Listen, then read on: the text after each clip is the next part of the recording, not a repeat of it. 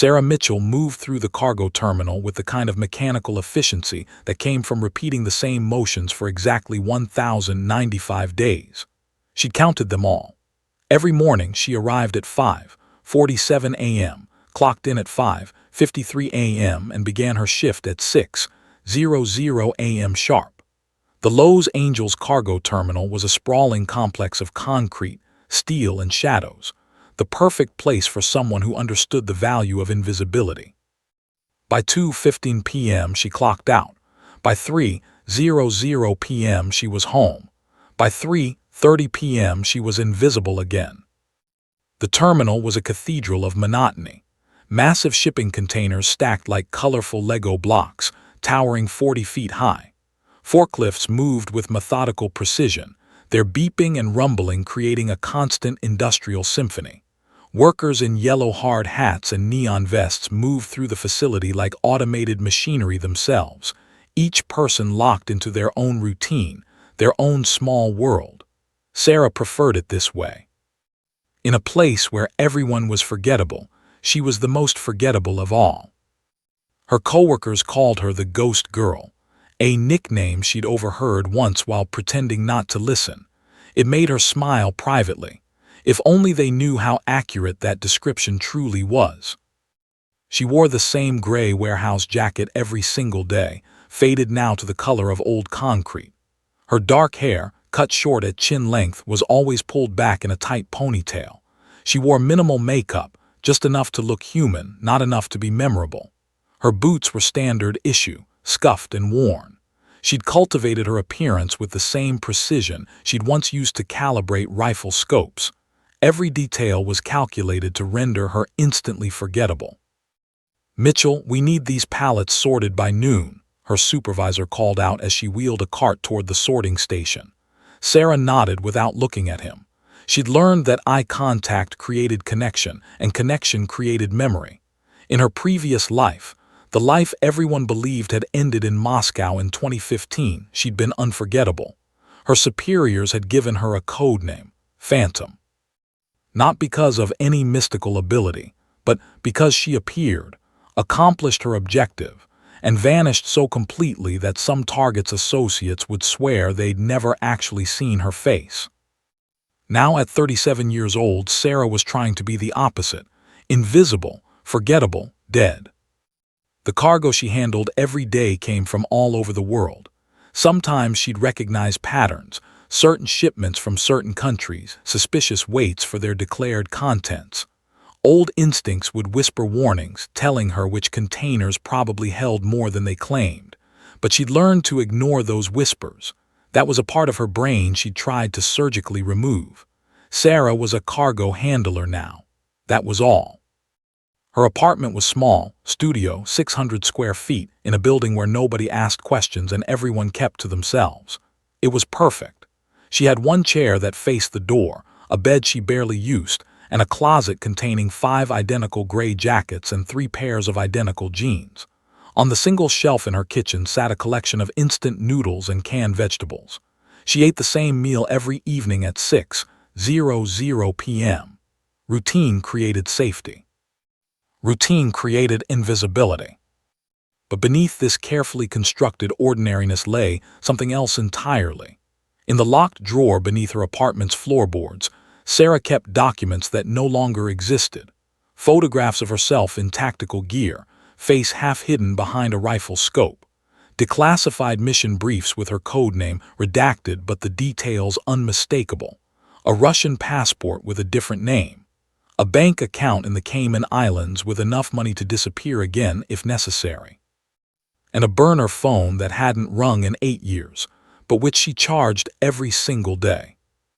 Sarah's hands, while appearing weathered from warehouse work, bore the scars of her true profession, calluses from years of handling weapons, a faint scar across her knuckles from a close-quarters engagement in Prague, a thin line on her left palm from shrapnel in Yemen. She wore gloves when possible, kept her hands occupied with scanning barcodes and moving boxes, anything to avoid questions. The hardest part wasn't the physical discipline. It wasn't the restraint required to watch conflicts unfolding on news programs and not react. It wasn't even the loneliness of existing with a fabricated identity. The hardest part was the silence. For 14 years before the cargo terminal, Sarah had existed in a world of whispered radio communications, encrypted messages, and coded briefings. Now there was only the ambient noise of the warehouse, forklifts beeping, containers rolling, the distant chatter of workers she never joined. During her lunch break, Sarah sat in her car in the parking lot, eating a sandwich she'd prepared that morning. A truck passed nearby, and through its open window she caught sight of a news broadcast on a television. Something about rising terrorist activity in Eastern Europe. Her jaw tightened. She forced herself to choose slowly, deliberately, methodically. That life was over. The woman who had stopped threats before they materialized, who had prevented attacks with calculated precision and impossible distances, that woman was dead. Or she was supposed to be. Sarah finished her sandwich and returned to work. In the afternoon, a new supervisor arrived to observe operations. His name was Marcus, and he was young, probably fresh from some warehouse management training program. He walked through the facility with the eager energy of someone who hadn't yet learned that the real world would eventually grind that energy into dust. Sarah made sure to position herself so he'd see her working diligently, and then forget he'd seen her at all. As the afternoon shadows lengthened across the warehouse floor, Sarah continued her methodical routine. Sort, scan, log, repeat. Her mind was quiet now, trained through years of discipline to suppress the memories that wanted to surface. The faces of targets she'd eliminated, the weight of responsibility she'd carried, the moment she'd chosen exile over returning to a life where every mission was a choice between her humanity and her duty. By 2:15 p.m. she clocked out and left the warehouse, just as she did every day. Nobody noticed her departure. Nobody ever did. But that night, as she sat in her darkened apartment staring at the wall, Sarah allowed herself to wonder, how long could she remain invisible? How long until her past found her again? She had no way of knowing that the answer would arrive in exactly 3 days, hidden in a cardboard box, waiting to change everything. Tuesday mornings were always chaotic at the Lowe's Angels cargo terminal. The weekend shipments had accumulated, creating a backlog of containers waiting to be sorted, logged, and distributed. Sarah had worked 47 Tuesday mornings at this facility, and they had all followed the same pattern: increased volume, heightened activity, stressed supervisors, and workers moving with urgency rather than routine. She actually preferred Tuesdays. The chaos meant people were focused on their own tasks, less likely to notice her, less likely to engage in the small talk that required her to perform normalcy. The morning had been unremarkable until 10:47 a.m. Sarah was moving a stack of pallets near the eastern loading dock when Marcus, the young supervisor from the previous week, appeared with a dolly stacked high with international shipment boxes. His hands were full, his concentration elsewhere, and he wasn't paying attention to the narrow space between two containers. Sarah watched it happen in slow motion. His shoulder caught the edge of a box. His foot caught on a crack in the concrete. Time seemed to stretch like taffy as he stumbled forward, losing his grip on the dolly. The boxes tumbled to the ground in a cascade of cardboard and packing material. One box burst open on impact, and documents scattered across the concrete floor like autumn leaves. This happened occasionally at the terminal. Packaging broke, contents spilled, workers cleaned it up and moved on. Sarah had seen it dozens of times before. But then her eyes caught on something that made her entire nervous system go rigid. A photograph, partially face-up on the ground, half hidden beneath a shipping manifest. Sarah's body moved before her conscious mind could decide whether it was a good idea. She walked toward the scattered papers with measured steps, not too fast, not too slow, and bent down to help gather them up. Marcus was already apologizing profusely, embarrassed by his clumsiness, worried about his job performance in front of a coworker. He didn't notice when Sarah's hands froze over one particular document. It was a photograph from a military operation. High resolution, professional, taken from an elevated angle. The image showed a figure in full tactical gear, tactical vest, helmet, communication headset, positioned in a prone shooting position. But it was the weapon that identified her, and more specifically, it was the eye visible behind the scope. It was her eye. The photograph was from March 2015, Eastern Europe, a rooftop overlooking a government building in a city whose name she could no longer speak aloud. Sarah recognized the exact moment it had been taken. The morning light had that specific golden quality, the kind that only existed in late winter in that region of the world. She remembered the weight of the rifle in her hands that morning. She remembered the target briefing. She remembered the confirmation of the shot, delivered via encrypted radio in a voice that wasn't hers but was nonetheless her voice. She remembered being phantom. Sarah's hands trembled slightly as she picked up the photograph. Marcus was still talking, still apologizing, but his voice had become distant white noise. The document was part of some kind of official intelligence briefing. She could see redacted sections, classified stamps, a routing number she didn't recognize. The photograph had been printed in black and white, but she could remember the colors of that day perfectly. The gray concrete, the blue sky, the red flags on the government building. How had this ended up in a shipping box destined for Lowe's Angels? "Sorry about that," Marcus said, still on his knees, gathering scattered papers. "These are government shipments. I shouldn't have been so careless." Government shipments.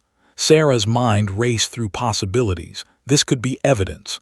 This could be someone investigating her. This could be someone looking for her.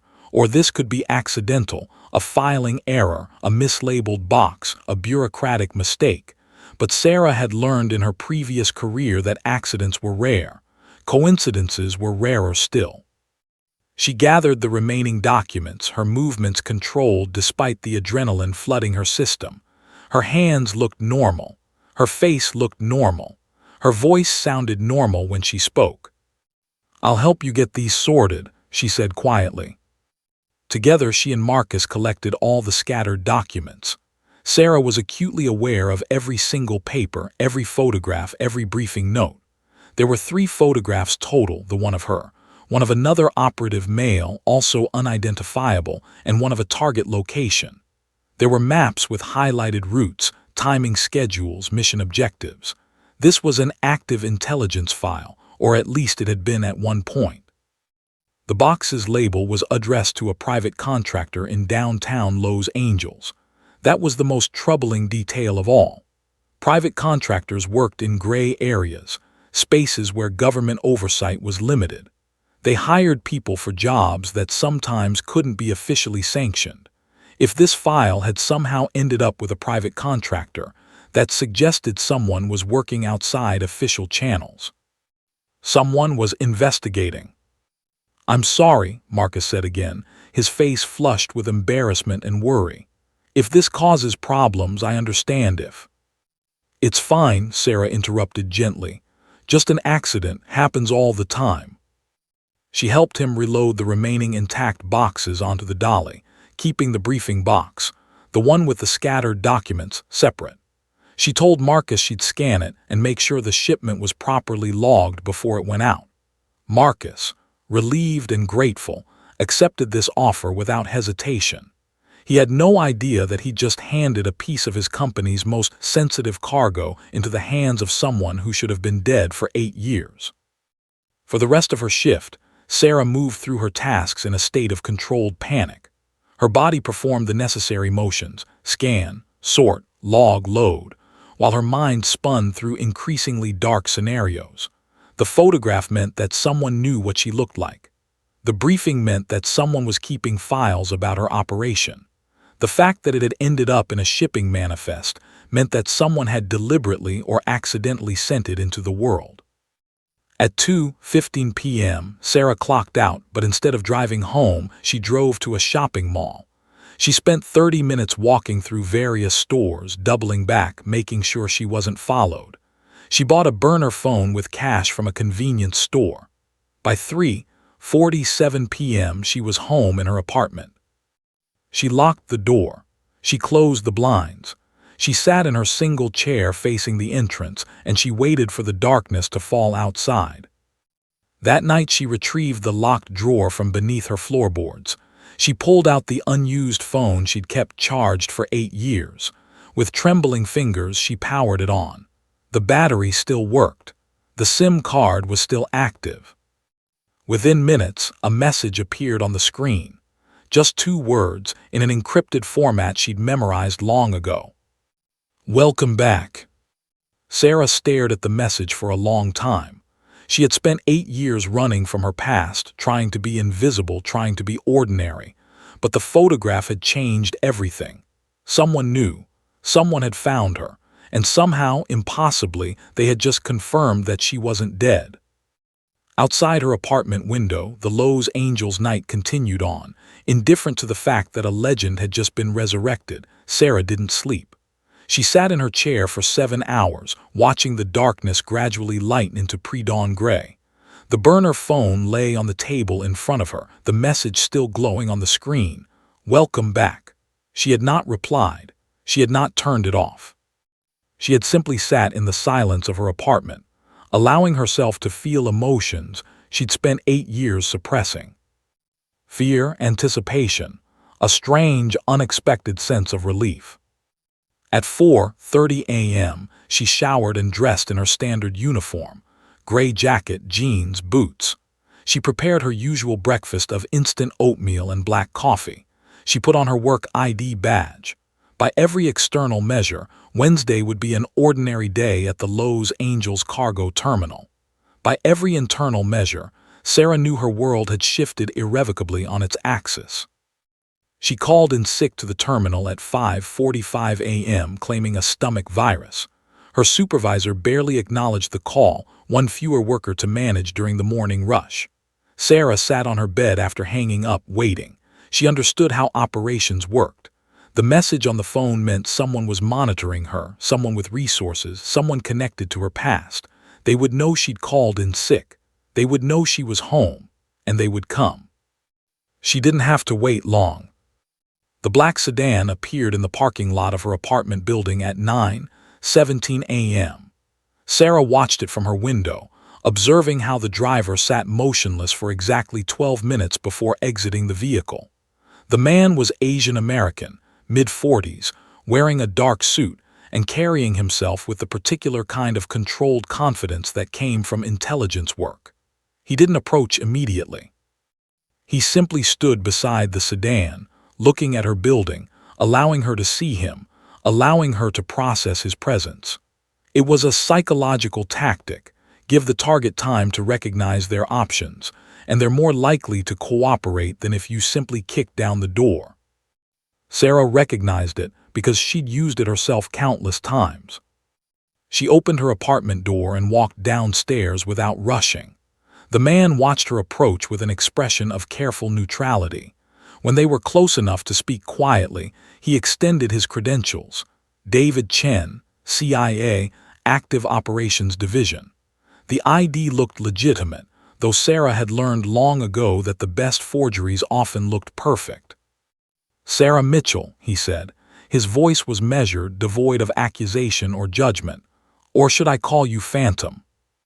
Sarah's hand was already moving toward the knife concealed in her jacket sleeve, but she stopped herself. If Chen had wanted her dead, she would already be dead. Men like Chen didn't arrive alone unless they wanted to negotiate. "Which one are you here about?" Sarah asked. "Both," Chen replied. He gestured toward the sedan. "We should talk somewhere private." Sarah considered her options. She could run. Her apartment contained everything she needed to disappear again. She could fight. Chen was trained, but she was better. Or she could listen. In her experience, listening often revealed more information than action. "Driving," she said, "or walking?" "Driving," Chen answered. "And I should mention that you're not under arrest. This is informational." Sarah almost laughed. She'd spent enough years in the intelligence community to know that informational conversations with armed CIA agents typically ended one of 3 ways: recruitment, imprisonment, or death. But she walked to the sedan anyway, settling into the passenger seat beside Chen. He didn't drive toward government buildings or safe houses.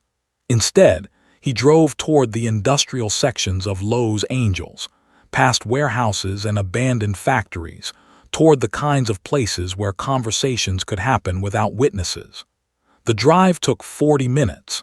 Chen didn't speak during that time, which suggested he understood that conversation before they reached their destination would be counterproductive. Finally, he pulled into an abandoned parking structure, descending to the lowest level where the concrete pillars created natural barriers against surveillance. The structure was empty except for a single other vehicle, backup, Sarah noted, but positioned far enough away that the occupants couldn't hear their conversation. Chen turned to face her directly. 14 years ago you died in Moscow, he began. Official report, killed during a covert operation against Russian intelligence assets. Your body was cremated. Your family was notified. Your classified records were archived. You ceased to exist. I know what happened, Sarah said quietly. I was there. But you weren't supposed to live through it, Chen continued. Your handler, Director James Patterson, made the decision to fake your death. He was retiring and he couldn't leave an asset in the field. But he also couldn't bring you back. You knew too much. You'd become too much of a liability. So he arranged your disappearance. New identity, new life, underground support network. You've done remarkably well, incidentally. We almost missed you entirely. Sarah turned to look out the windshield at the empty parking structure. Almost. A classified file was misfiled, Chen said. It ended up in a shipping container headed to a private contractor we'd been investigating. When we caught that file in transit, we realized it contained photographic evidence of one of our most famous operations. We traced the operation to you. It took us 3 weeks to locate you. The cargo terminal, Sarah said. The cargo terminal, Chen confirmed. You chose a good cover. Invisible work, high turnover, minimal security. You disappeared into the system. Sarah felt something crack inside her chest, not pain exactly, but recognition. She'd been so careful, so thorough in her disappearance. And yet, 3 weeks. That was all it had taken. It meant her safety had always been illusory. Why are you telling me this? She asked. Chen's expression darkened. Because we have a problem that requires someone with your specific skill set. He pulled out a tablet and showed her a file. The image on the screen made Sarah's blood freeze. It was a surveillance photograph from Istanbul, taken 3 days ago. The subject was unmistakable, a man she'd killed in Moscow in 2015, a target she'd confirmed dead, a man whose elimination had ended a specific operation. Viktor Kozlov was alive. That's impossible, Sarah breathed. That's what we thought, Chen said, but the evidence is irrefutable. He survived whatever happened in Moscow. He went underground, and he's been active again for the past 6 months. He's rebuilt his network, expanded his operations, and he's begun recruiting former associates. Why would he resurface? Sarah asked. Because, Chen said quietly, he's made it his mission to find you. We intercepted communications 2 weeks ago. He knows you survived Moscow. He knows you disappeared into civilian life. And he's willing to pay enormous sums to anyone who can locate you. Sarah understood the implications immediately. Kozlov wouldn't want to kill her, not yet anyway. He'd want to know who she was, where she'd been hiding, who had protected her, what other operations she'd been part of. He'd want to extract every piece of intelligence from her mind before he killed her. The cargo terminal was supposed to be safe, she said. It was, Chen confirmed. We had surveillance on Kozlov's organization. He hadn't made any moves toward finding you. We thought you were secure, but then something changed. We're still determining what. My theory is someone in his network stumbled onto information about your operation in Moscow, connected the dots, and realized you might still be alive. Sarah stared at the photograph of Kozlov on the tablet, the man who should have been dead, the man who was now coming for her. What do you want? She asked. Chen met her eyes directly. We want to activate you. We want Phantom to do what Phantom was created to do. We want you to eliminate the threat before it reaches you. Sarah felt something shift deep inside her, the awakening of a part of her psyche she'd worked so hard to suppress. The professional, the killer, the legend. "And if I refuse?" she asked. "Then you disappear," Chen said. "We won't stop you, but Kozlov will find you eventually, and next time there won't be a cargo terminal to hide in." Outside the parking structure, the Los Angeles afternoon continued on, indifferent to the choice that had just been presented to Sarah Mitchell. But inside that concrete tomb, a ghost had just been offered a resurrection she wasn't sure she wanted. Chen drove Sarah not to a government facility, but to what appeared to be an ordinary office building in downtown Los Angeles. The kind of place that could house accounting firms, insurance agencies, or dental practices. Nobody looked twice at it. Nobody would ever suspect it contained one of the most classified intelligence archives in North America. They entered through a side entrance using Chen's access credentials. The elevator descended, not up, as Sarah expected, but down, 3 levels below ground. When the doors opened, Sarah was met with an unexpected sight, a facility that looked more like a museum than a government installation. The walls were lined with photographs. Hundreds of photographs, surveillance images, operational stills, reconnaissance shots, some in color, some in black and white, some recent, some dating back decades. Chen walked her slowly through the gallery, and with each step, Sarah felt like she was walking through the chronology of her own haunting. "This is the Phantom Archive," Chen explained. "Everything we know about your operations compiled into one classified collection. Your service record, your achievements, your legend. We thought you should see it. I think you've forgotten how significant you were." The photographs began with basic training. Sarah at 23 years old, lean and intense, holding a rifle at the range. Sarah at 25 completed her first solo operation, a surveillance photograph of her in Panama, face half hidden behind a scope. Sarah at 27, standing over a map in what looked like an operational briefing room. The progression was methodical, documented, haunting. Chen stopped at a particular wall display. It was a map of the world, and across it were pinned red dots. Each dot represented a confirmed elimination. Sarah counted them automatically: 1, 5, 10, 20. The red dots continued, spreading across Europe, Asia, Africa, the Middle East. She lost count somewhere around 40. 47 confirmed kills, Chen said. "That's the official number. The number we could definitively attribute to you with supporting evidence. But intelligence suggests the actual number is closer to 234. Operations in places where we had assets but no permanent documentation. Targets in regions where confirmation was impossible, but the results were undeniable." Sarah stared at the red dots, feeling each one like a physical weight on her chest. She'd never thought of herself as a murderer. She'd always maintained the professional distance that military training provided. These were targets, threats, obstacles, but seeing them quantified, seeing them plotted on a map like some grotesque display of achievement, made something in her consciousness recoil. "Your longest confirmed shot," Chen continued, walking toward another wall, "was taken in Kandahar province, Afghanistan. 2,847 meters. That's 1.77 miles. The target was a Taliban commander directing operations against American forces. You eliminated him from a mountainside position. 3 days later, the attack he was planning never happened." Sarah remembered that shot. She remembered the calculation of wind speed, humidity, air density. She remembered the meditation of waiting for the perfect moment. She remembered the satisfaction when the target dropped, completely unaware he was even in danger. "Your shortest confirmed shot," Chen said, gesturing to another photograph, "was 18 feet, Manhattan, a penthouse on the Upper East Side. The target was a Russian oligarch with ties to organized crime and state intelligence.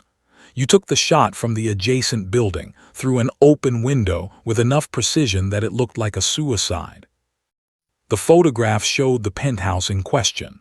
Sarah could see the furniture arrangement, the distance, the sight lines. That operation had been delicate, not just the shot itself, but the setup, the preparation, the psychological warfare of making the target believe they'd orchestrated his own death. She'd been 29 then, at the peak of her abilities.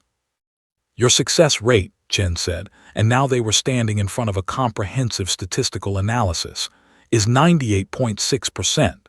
That means out of all the operations you were assigned, you successfully completed all but a handful. And even those failures typically resulted in the target being neutralized through alternate means. You were never wrong. You were never inaccurate. You were never uncertain. Sarah moved slowly through the archive, understanding now why Chen had brought her here. He was reminding her of what she'd been. More importantly, he was showing her what she'd become when she'd tried to be ordinary. The archive continued, displaying her skills and capabilities with meticulous detail, maps showing her operational territories, weapons systems she'd mastered, languages she spoke fluently, psychological profiles of targets she'd analyzed and eliminated, combat training certifications, surveillance techniques she'd pioneered. There was even a section dedicated to her innovations, new scope designs she'd suggested, bullet trajectories she'd calculated, modifications to existing weapon systems that had improved accuracy by fractions of a percentage point. You weren't just a sniper, Chen said. You were an engineer, a psychologist, a mathematician. You understood not just how to kill, but why targets operated the way they did. You predicted behavior.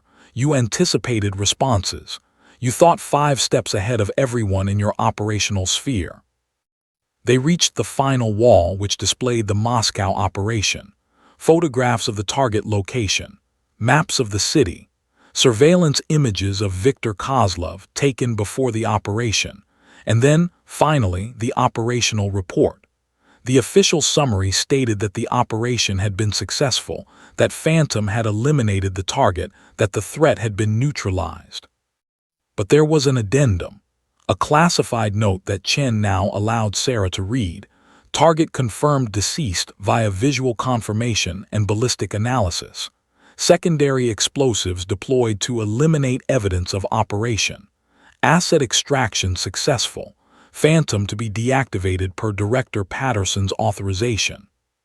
Sarah stared at those words, deactivated, as if she were a machine that could simply be switched off. You were supposed to be done after Moscow, Chen said quietly. Director Patterson had decided that you'd done enough. You'd served your country, you'd carried an impossible burden, and he wanted to give you a chance at a real life. That's why he arranged your disappearance instead of bringing you back for debriefing. He wanted you to have a chance to be Sarah Mitchell instead of Phantom. But Kozlov survived, Sarah said. But Kozlov survived, Chen confirmed.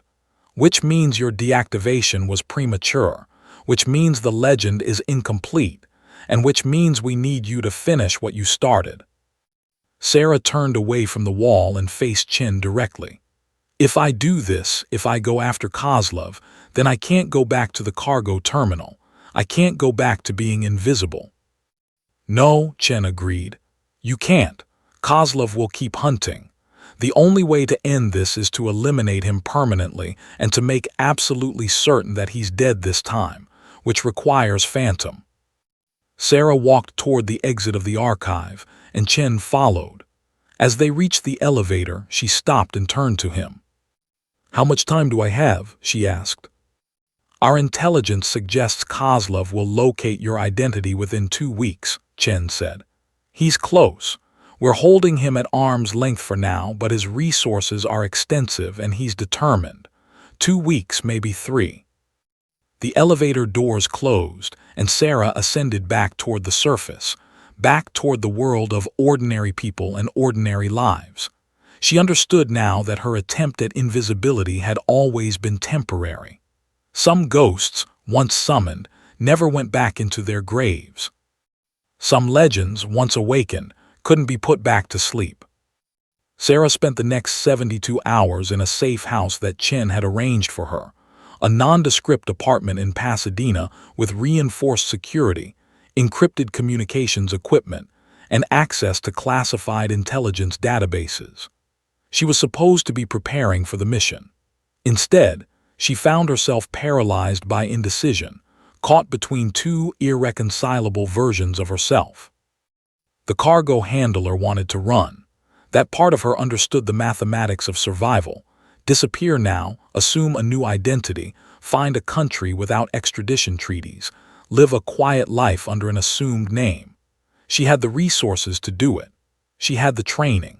She had the operational experience to vanish so completely that even the CIA would lose her trail within months. But Phantom, the other part of her, the part she'd tried so hard to suppress, was already waking up. That part understood what needed to be done. That part remembered the weight of responsibility. That part knew that running wasn't an option, not anymore. On the evening of the third day, Chen returned to the safe house with files and photographs. He arranged them on the table without speaking, allowing Sarah to process them at her own pace. She didn't need to read the words to understand what they represented. The photographs told the story clearly enough. James Mitchell, her former partner, the man who had stood beside her during 3 separate operations, the man who had pulled her out of a burning building in Vienna, the man who had become her closest friend in a profession that made friendship impossible. He was dead. The photographs showed his apartment in Seattle, now a crime scene. Sarah could see the blood spatter pattern, the overturned furniture, the signs of a struggle. There were photographs of the body, though mercifully they were obscured enough that she didn't have to see his face. There were surveillance images from the building's cameras showing 3 men entering his apartment. And there was a final photograph showing the same 3 men carrying what appeared to be an unconscious body, a woman, small and dark-haired, out of the building. James Mitchell was your operational partner during 2012 to 2015, Chen said quietly. He retired from active service 2 years after you disappeared. He took a position as a security consultant, tried to build a normal life. He had a wife, 2 children, a house in the suburbs. He was doing what you were trying to do at the cargo terminal. Sarah stared at the photograph of the crime scene. Who? Kozlov's people, Chen said. We don't have confirmation yet, but the method matches their previous patterns. They killed him to send a message to anyone who had worked with him, a message that says, "We're coming and we're thorough." Why? Sarah asked, though she already knew the answer. Because James knows too much about your operational history, Chen said. He was your handler during several critical missions. If Kozlov could capture him alive, interrogate him, he could extract invaluable intelligence about your capabilities, your methods, your weaknesses. But we managed to get to James first. We evacuated him the moment we realized Kozlov was targeting him. Sarah looked up sharply. You evacuated him, then he's alive. His wife and children are in protective custody, Chen said carefully. But James made a choice. He decided he wasn't going to let his family be in danger. He went back to the apartment to face them directly, to try to negotiate. Chen didn't need to explain further. Sarah understood what negotiation meant in Kozlov's world. It meant James had died trying to protect his family. Sarah stood up abruptly and walked to the window. The Pasadena street below was quiet, suburban, peaceful. Normal people lived normal lives on streets like this. They went to work, came home, raised families, had conversations about school and mortgages and weekend plans. They didn't have to carry the weight of responsibility for preventing global threats. They didn't have to make impossible choices between their duty and their humanity. James had tried to be normal, and Kozlov had found him anyway. There's more, Chen said, and Sarah could hear the gravity in his voice. We found a secondary target list in Kozlov's communications, names of other operatives who worked with you, people who had information about your operations, your identity, your methods. We're evacuating them now, but we can't protect everyone, not indefinitely. Sarah turned back from the window. How many names? 23 confirmed operatives, Chen said, plus their families. That's roughly 110 people whose lives are now in danger because of your existence. The words hit Sarah like a physical blow. 110 people. 110 lives that would be disrupted, displaced, frightened, possibly destroyed, all because she had been too effective at her job. All because she had survived an operation that was supposed to end her existence. "You're trying to manipulate me," Sarah said, but there was no anger in her voice, only recognition. She knew psychological warfare when she saw it. She'd used it herself countless times. "I'm telling you the truth," Chen replied. "Whether you accept the mission or not, those people are now in danger. But if you accept the mission, if you eliminate Kozlov permanently, if you make absolutely certain that he's dead this time, then we can call off the evacuations. We can tell those 110 people that the threat is over. We can let them return to their lives." Sarah moved to the table and picked up the photograph of James Mitchell's body. She didn't look at it directly. She couldn't. But she held it, feeling the weight of it, feeling the weight of responsibility that came with knowing someone who had trusted you was now dead. "You said he had a wife and children," Sarah said. "Currently in protective custody," Chen confirmed. "In a secure location. When this is over, they can return to their normal lives, if you stop Kozlov." Sarah set the photograph down carefully and met Chen's eyes. "I need to see them." Chen nodded as if he'd expected this. "I can arrange that." The safe house in the mountains outside of San Francisco was larger than Sarah expected, built into the hillside with multiple escape routes and sophisticated security systems. James Mitchell's wife, Catherine, was a thin woman in her early 40s with exhausted eyes that spoke volumes about the past 72 hours. She was holding their younger child, a boy of maybe 6 years old who was watching cartoons with the kind of hollow focus that came from psychological trauma. The older child, a girl of approximately 10, was reading in the corner, but Sarah could tell she wasn't actually absorbing the words. She was watching everything, processing everything, understanding that her family's world had been fundamentally altered. Catherine looked at Sarah with an expression of complicated emotion, gratitude mixed with confusion mixed with grief. She knew who Sarah was. Chen had told her. "James talked about you," Catherine said quietly, after they'd been left alone in the living room. "He said you saved his life more times than he could count. He said you were the most incredible person he'd ever met." Sarah had no response to that. She watched the boy watching cartoons, watched the girl pretending to read, and felt the weight of everything pressing down on her. "Will you stop him?" Catherine asked. "Will you stop the man who did this?" Sarah looked at James's wife, and in that moment, something fundamental shifted inside her consciousness. The cargo handler Sarah Mitchell disappeared entirely. The woman who answered was Phantom, the legend, the ghost who appeared and eliminated threats and vanished. "Yes," Sarah said quietly, "I will stop him." Catherine's face crumpled with something between relief and grief, and she began to cry silently. Sarah remained motionless, understanding that any gesture of comfort from her would only make things worse. She had been part of this world long enough to know that sympathy was a luxury she couldn't afford to give.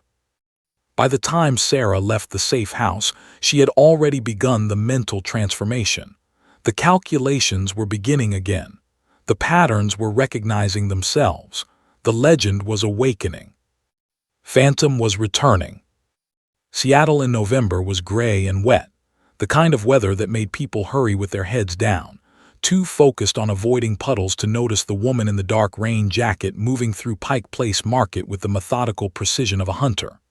Sarah, or rather Phantom, because she was fully activated now, had been in the city for 4 days.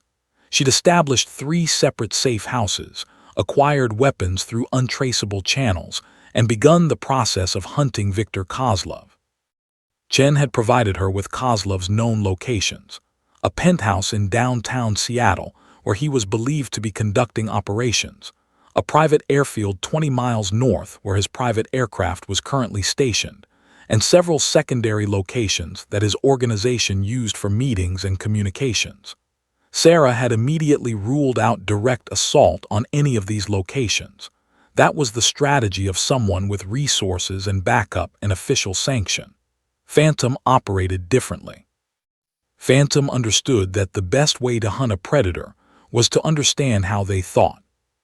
She'd spent the past 72 hours engaged in what she called pattern recognition, observing Kozlov's daily movements, his routines, his security protocols, his psychological vulnerabilities.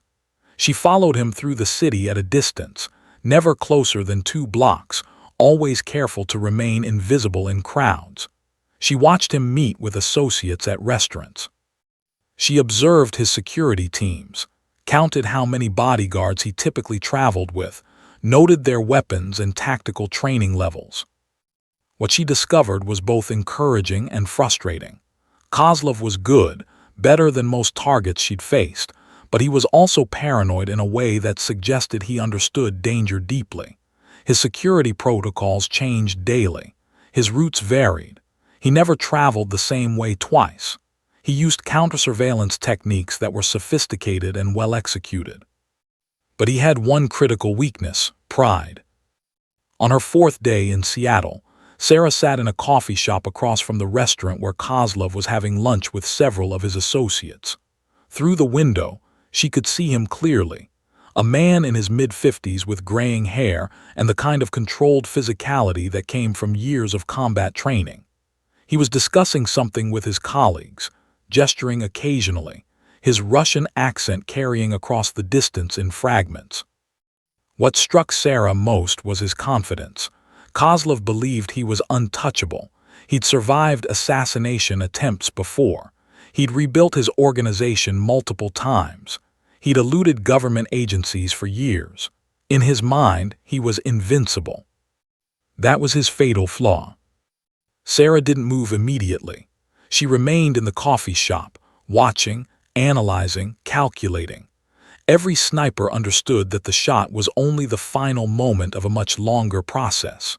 The real work happened in the preparation, in understanding the target, in recognizing patterns, in identifying the moment when a target would be most vulnerable.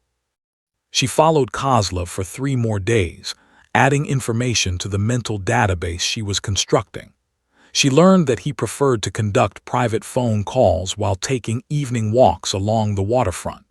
She learned that he visited the same Russian bathhouse every other day, that he was predictable about his meals, that he trusted certain security personnel more than others. But more importantly, she learned that he was afraid. On the 7th day of her hunt, Sarah positioned herself on a rooftop overlooking the waterfront path where Kozlov took his evening walks. She'd brought her rifle, a precision weapon that had been waiting for her in one of Chen's safe houses.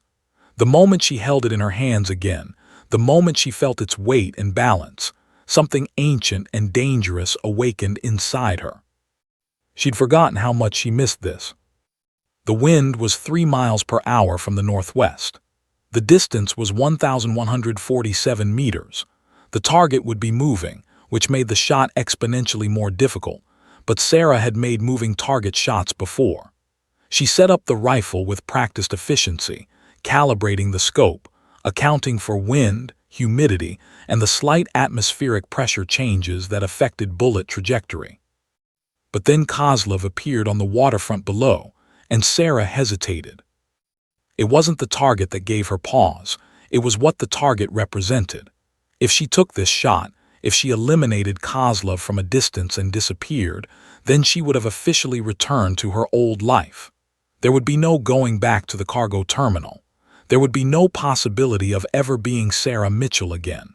Phantom would be fully resurrected, and Sarah would be permanently buried. She thought about Catherine Mitchell, holding her son while grief consumed her. She thought about the 10-year-old girl pretending to read in the corner. She thought about James Mitchell, who had died trying to protect his family because he'd trusted Phantom to have truly disappeared. Sarah's finger moved to the trigger. But Kozlov suddenly stopped walking and turned, looking directly at the building where Sarah was positioned. It was impossible. He couldn't see her. The distance was too great. The angle was wrong. But his hand moved to his waist, where his security team carried weapons, and he began signaling to his bodyguards. He knew. Somehow, impossibly, Kozlov had anticipated her position. Or perhaps he just recognized the psychological signature of being hunted. In her profession, Sarah had learned that predators often sensed when other predators were nearby.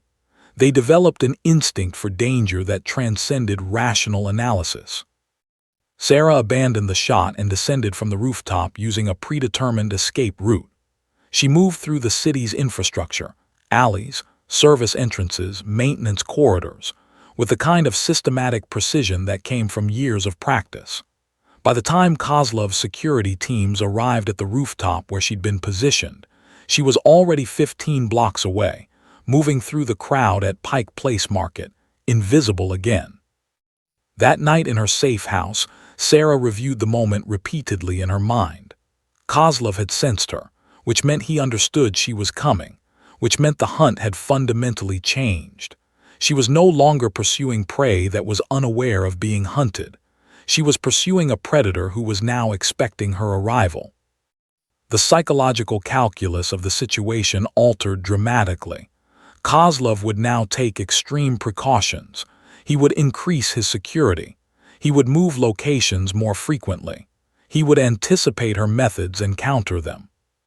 In traditional hunting terms, Sarah had just alerted the game to her presence. But Phantom didn't operate in traditional parameters. Phantom was a professional who understood that a target's fear could be weaponized. If Kozlov was afraid, if Kozlov believed Phantom was hunting him, then he would make mistakes. He would act impulsively. He would deviate from his normal patterns. Fear was an enemy to tactical thinking, and Phantom was about to make Kozlov very, very afraid. Sarah spent the next several days changing her approach entirely. Instead of trying to maintain invisibility, she made sure Kozlov knew she was coming. She left subtle signs, warnings in Russian, delivered to his safe houses. She ensured that his security teams saw glimpses of her at various locations. She created the impression that she could be anywhere, at any time, that his security measures were inadequate against her capabilities. It was psychological warfare at its finest. By the 11th day of her hunt, Kozlov had moved locations 4 times, fired 2 of his senior security personnel, and begun making increasingly panicked phone calls to his associates. His confidence was eroding. His paranoia was intensifying.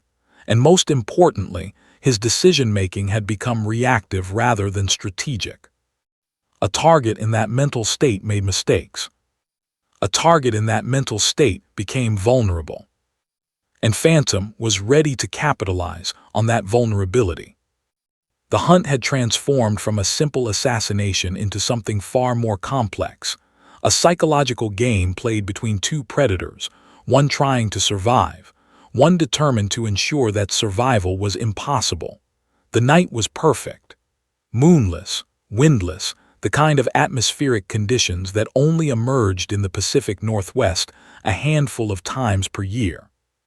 Sarah had spent the past 72 hours waiting for these exact conditions, knowing that Kozlov's paranoia would eventually force him into a predictable pattern, and knowing that the moment he deviated from caution was the moment when she could eliminate him permanently.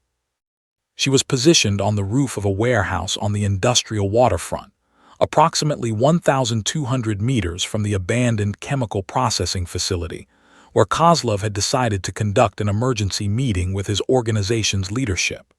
It was a calculated mistake on his part, moving to an unfamiliar location, away from his prepared security positions, abandoning the downtown penthouse where his teams had established defensive perimeters. Chen had provided her with the intelligence about the meeting location. Kozlov's communications had been intercepted and decrypted. The CIA had confirmed that the target would be present for exactly 47 minutes, the duration of the scheduled meeting. After that, He would be extracted by vehicle and transported back to a secondary location. Sarah couldn't wait that long. She lay in the prone position on the warehouse roof, her rifle resting on a tripod, the scope precisely calibrated. She wore dark clothing that rendered her nearly invisible in the darkness, and her breathing had been regulated to the point where her heart rate was approximately 48 beats per minute. At this level of physiological control, her hands were steady, her vision was acute, and her decision-making was unencumbered by emotional interference. She was fully phantom now. Sarah Mitchell was merely a ghost memory, a dream of normalcy that had never actually existed. Through the scope, she could see Kozlov inside the facility, standing near a window, gesturing as he spoke to his associates. The glass was reinforced, ballistic resistant, which meant a direct shot through the window was inadvisable. The bullet's trajectory would be altered by the glass, the velocity would decrease, the accuracy would diminish. But Kozlov would eventually move. Targets always did. Sarah waited with the patience that came from 15 years of professional experience. She controlled her breathing. She monitored wind speed, though the night air was essentially still. She recalculated distances and angles, accounting for the minute curvature of the Earth, the rotation of the planet, the subtle ways that physics intervened in the act of taking a human life. At 11:47 p.m., Kozlov moved toward the window. He was speaking on a phone, his face animated with what appeared to be anger or anxiety. His security team had given him space, positioning themselves at the exits, believing they could protect him from threats that materialized inside the building. They had no conception of the threats that approached from outside. Kozlov opened the window to increase reception on his phone call. It was a small gesture, a minor deviation from security protocol, but it was the deviation that Sarah had been waiting for. She took her shot at 11:48 p.m. The mechanics of the shot existed in a realm beyond conscious thought. Her finger applied pressure to the trigger with the kind of precision that came from thousands of hours of practice. The rifle recoiled against her shoulder in a familiar rhythm. The bullet traveled through the night at 3,000 feet per second, covering 1,200 meters in approximately 1.3 seconds. The target never heard the shot. The bullet struck with kinetic force that was almost beyond comprehension. 247 foot-pounds of energy concentrated into a projectile smaller than a man's finger. The impact was instantaneous. The result was inevitable. Kozlov dropped. Inside the facility, pandemonium erupted. Sarah could see Kozlov's security team responding with professional efficiency, establishing a perimeter, attempting to return fire in the direction the shot had originated, beginning emergency, medical procedures despite the fact that medical procedures were entirely irrelevant given the severity of the wound. But Sarah was already moving. She disassembled the rifle with mechanical precision, placing the components into a carrying case, erasing any evidence of her presence on the rooftop. She moved toward the fire escape with practiced speed, descended 4 stories in less than 30 seconds, and emerged into the alley behind the warehouse. A vehicle was waiting. Not Chen. Sarah had insisted on operational independence, which meant her extraction team was contracted through private channels and had no official connection to government operations. A woman with graying hair and the bearing of someone who'd spent decades in military operations opened the passenger side door. Confirmation, the woman asked as Sarah settled into the seat. Confirmed, Sarah replied. Target is dead, extreme ballistic trauma, 0 probability of survival. The vehicle pulled away from the waterfront with practiced calm, not speeding, not drawing attention, simply moving through the streets like any other automobile in the city. Sarah's hands trembled slightly as the adrenaline began to metabolize in her system. It was a physiological response, involuntary and temporary.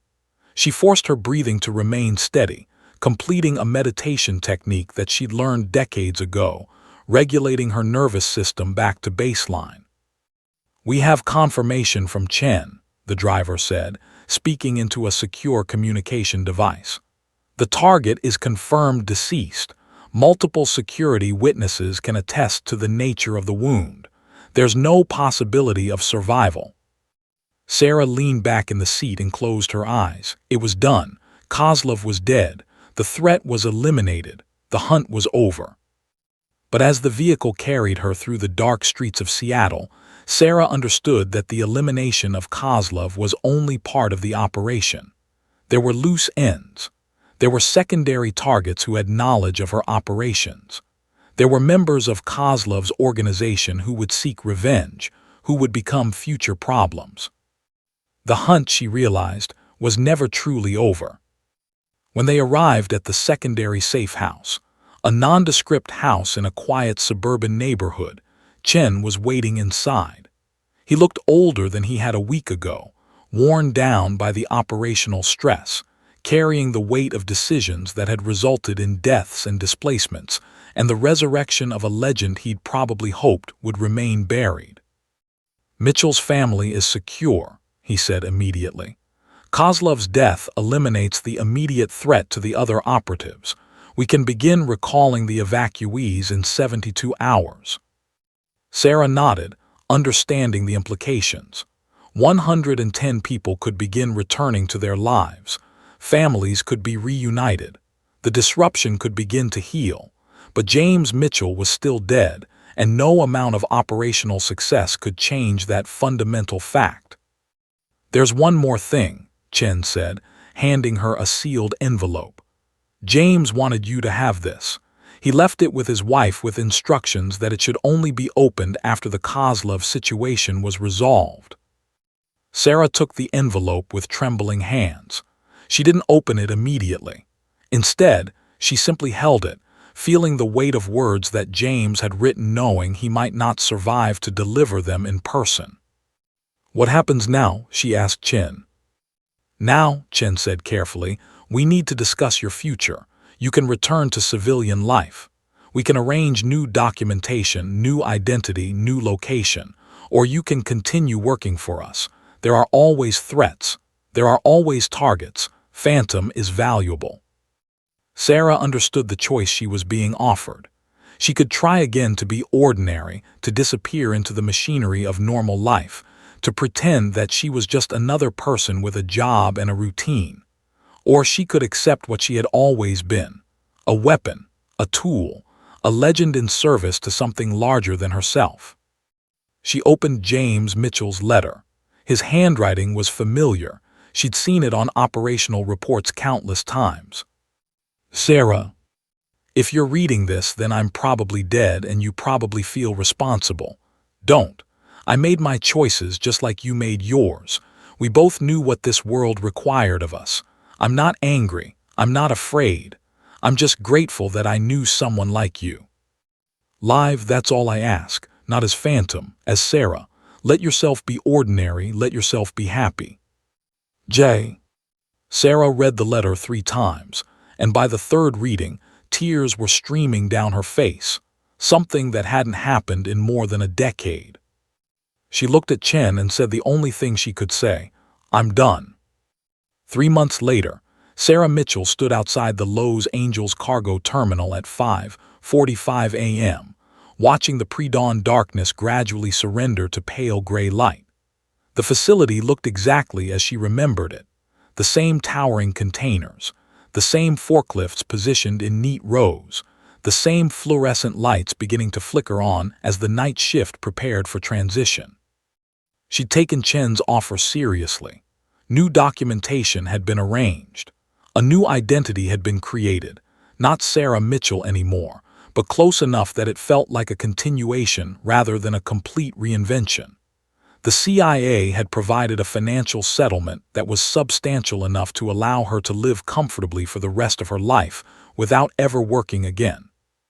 But Sarah had discovered something unexpected during the past 3 months. She didn't want to disappear. She'd spent those 90 days in a small cabin in the mountains of Oregon, following James Mitchell's final instruction to live. She'd attempted to be ordinary, reading books, taking walks, cooking meals, watching sunsets. She tried to fill the void with the kinds of activities that normal people found fulfilling. It hadn't worked. The truth that Sarah had been avoiding for 14 years was that she wasn't a soldier who happened to be good at killing. She was someone whose fundamental nature aligned with purpose, discipline, and service. Removing her from that context didn't transform her into a normal person. It just made her a broken person masquerading as normal. So she'd made a decision. She'd contacted the cargo terminal and requested reinstatement. The management company that operated the facility had been surprisingly accommodating. They'd rehired her without asking questions, and now, at 5:47 a.m. on a Tuesday morning, Sarah was returning to her old job, her old routine, her old cover. But she was also different.